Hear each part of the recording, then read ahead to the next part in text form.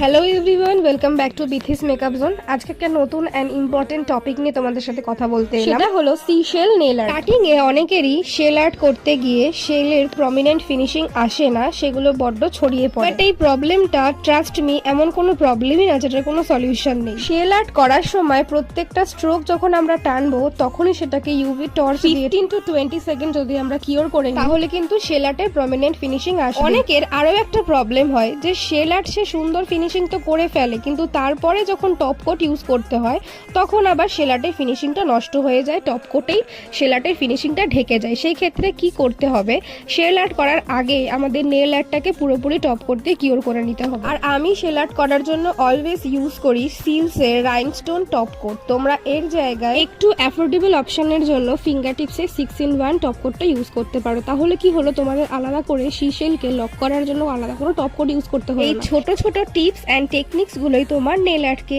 Next level পর্যন্ত নিয়ে যাওয়ার জন্য হেল্প করবে। তো আমার ভিডিও তোমাদের কেমন লাগে সেটা কিন্তু অবশ্যই কমেন্টে জানাতে ভুলো না। আর আমাদের নেক্সট বেসিক টু প্রো অ্যাডভান্সের ক্লাস শুরু হতে চলেছে জুলাইয়ের লাস্ট উইক থেকে। থার্সডে ব্যাচ থাকবে এটা, যেহেতু আমার কারেন্ট ব্যাচ সানডে করে চলছে তাই এই ব্যাচটা থাকবে থার্সডে। তো next video makeup or nail related কোন টপিকের উপর চাইছো সেটাও কমেন্টে জানিও।